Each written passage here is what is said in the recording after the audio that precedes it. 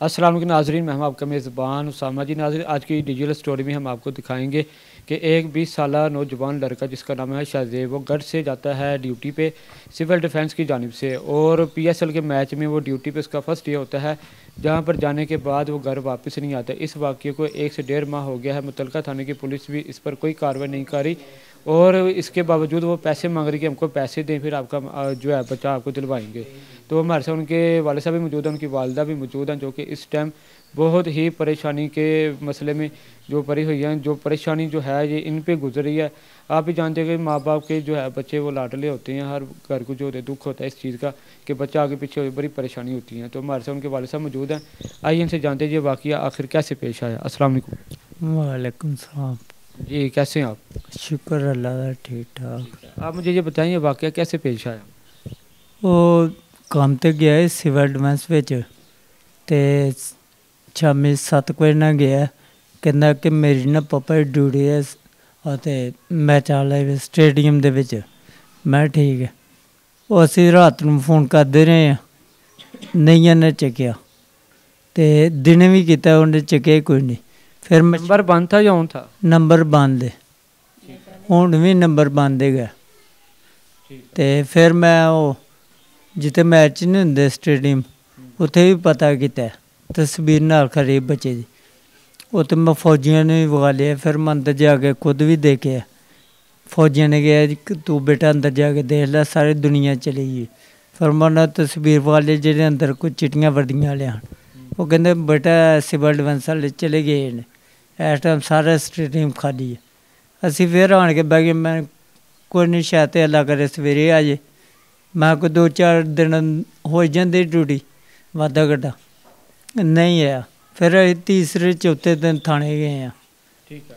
ਅਤੇ ਉੱਥੇ ਦਰਖਾਸਤ ਲਗਾਈ ਹੈ। ਅਤੇ ਉਹਨਾਂ ਨੇ ਮੈਨੂੰ ਕਿਹਾ ਕਿ ਬਾਬਾ ਸ਼ਾਮੀ 6 ਵਜੇ ਅਸੀਂ SHO ਸਾਹਿਬ ਆਉਣਗੇ ਅਤੇ ਉਹਨਾਂ ਦੇ ਮੱਥੇ ਲਾਵਾਂਗੇ। कौन से थाने गए थे आप? ਸ਼ਾਦਬਾਗ ਥਾਣਾ। ठीक है। SHO है, फिर आपने क्या काम को? SHO ਕੋਈ ਨਹੀਂ ਆਇਆ ਅਤੇ ਨਾ ਹੀ ਉਹਨਾਂ ਮੈਨੂੰ ਮਿਲਾਇਆ। ਅਤੇ ਉਸ ਤੋਂ ਬਾਅਦ ਫਿਰ ਮੈਂ 3-4 ਦਿਨਾਂ ਬਾਅਦ ਗਿਆ, ਦਰਖਾਸਤ ਲਿਖਾਈ ਹੈ। ਅਤੇ ਮੈਨੂੰ ਉਹ ਮੁਲਾਜ਼ਮ ਕਹਿੰਦੇ ਨੇ ਮੁੰਚੀ, ਕਹਿੰਦਾ ਫਿਰ ਬਾਬਾ ਆ ਗਿਆ। ਮੈਂ ਕਿਹਾ ਮੇਰਾ ਬੱਚਾ 20 ਸਾਲ ਦਾ ਜਵਾਨ ਬੱਚਾ ਹੈ, ਅਤੇ ਮੈਨੂੰ ਲੱਭ ਗਏ ਅਤੇ ਤੁਸੀਂ ਹਲੇ ਕਾਰਵਾਈ ਕਿਉਂ ਨਹੀਂ ਸ਼ੁਰੂ ਕੀਤੀ? ਇਹ ਬਾਬਾ ਜੀ ਤੁਹਾਡਾ ਪਰਚਾ ਕੱਟ ਲਿਆ ਅਤੇ ਤੁਸੀਂ ਘਰ ਜਾਓ, ਸ਼ਾਮੀ 6 ਵਜੇ SHO ਸਾਹਿਬ ਆਉਣਗੇ ਅਤੇ ਤੁਹਾਨੂੰ ਉਹਨਾਂ ਦੇ ਮੱਥੇ ਲਾਵਾਂਗੇ। ਮੈਂ ਆ ਗਿਆ। ਮੈਨੂੰ ਕਿਸੇ ਨੇ ਫੋਨ ਨਹੀਂ ਕੀਤਾ, ਨਾ ਮੈਨੂੰ ਬੁਲਾਇਆ। ਫਿਰ ਤਕਰੀਬਨ ਮਹੀਨੇ ਕੁ ਬਾਅਦ ਮੈਂ ਗਿਆ। ਫਿਰ SHO ਦੇ ਮੱਥੇ ਲੱਗੇ ਹਾਂ। ਫਿਰ ਉਹਨਾਂ ਨੇ ਸਾਡੀ FIR ਕੱਢੀ ਹੈ, ਠੀਕ ਹੈ। ਅਤੇ ਉਸ ਤੋਂ ਬਾਅਦ ਉਹਨਾਂ ਨੇ ਗੱਲ ਹੀ ਕੋਈ ਨਹੀਂ ਗੋਲੀ ਨਾ। क्या उन्होंने कहा कि दोबारा आप आए, हम आपके काम करेंगे? SHO ਸਾਹਿਬ ਨੇ ਕਿਹਾ ਸੀ ਕਿ ਕੰਮ ਕਰਾਂਗੇ ਬੇਟਾ, ਇੱਥੇ ਤੇਰਾ ਕੰਮ ਹੋਏਗਾ।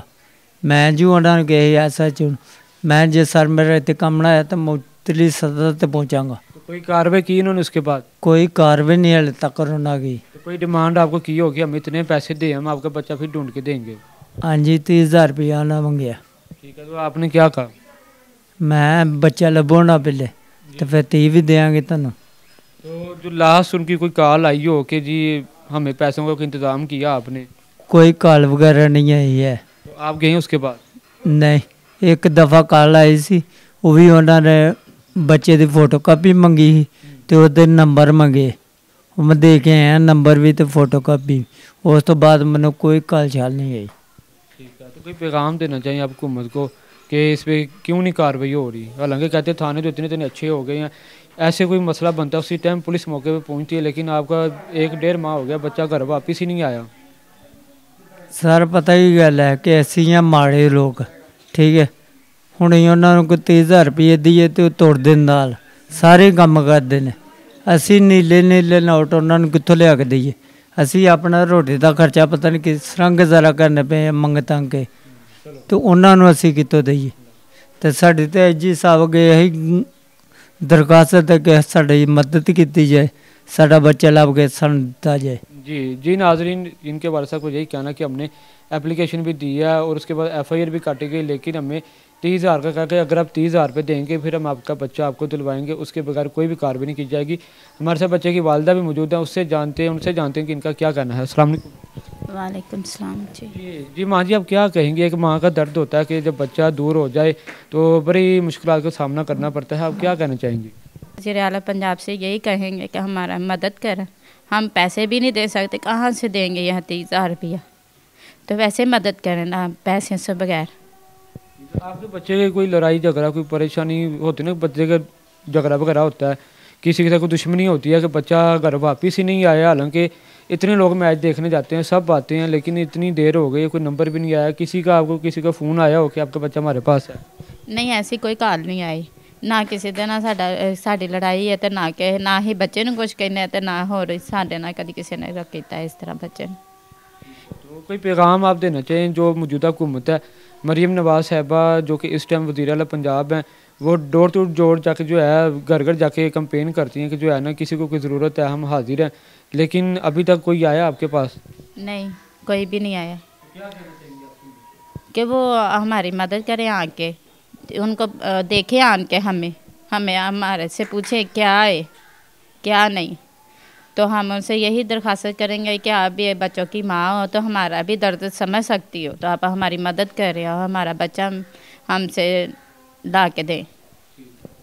जी नाज़रीन, ये थी आज की हमारी स्टोरी जिसमें हमने आपको बताया कि एक 20 साला नौजवान लड़का जिसका नाम शहज़ेब है, जो घर से ड्यूटी पे जाता है PSL मैच की, और उसके बाद वो घर वापस नहीं आता। मुतलका थाना जो है शादबाग, उसकी पुलिस को इत्तला दी जाती है कि हमारे बच्चे को वापस हमें किसी तरीके से ट्रेस करके किसी भी तरीके से हमारे बच्चे को वापस दिलवाया जाए, लेकिन वो डिमांड करते हैं कि हमें 30,000 रुपया दें। इसके बावजूद हम किसी भी किस्म की कार्रवाई नहीं करेंगे। FIR भी काटी है, लेकिन बच्चा किसी भी तरीके से उन्होंने अभी तक वापस नहीं दिलवाया। इसी के साथ अपने मेज़बान उसामा को इजाज़त दीजिए। अल्लाह हाफिज़।